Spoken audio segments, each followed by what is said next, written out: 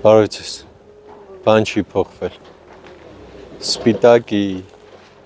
լեռնավան բնակավայրի մակապարտեզն է,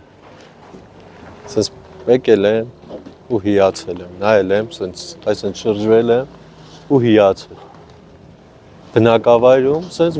բնակավայրում, գյուղում էլի բնակավայր ենք ասում, հիմա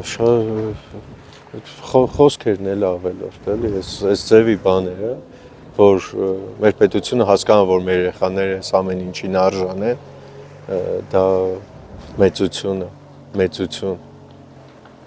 Ես չգիտեմ խի է տենց եղել, որ այս այն ինչը հիմի կա։ Ոնց որ իրոք որ հետ եմ գնում ժամանակներին,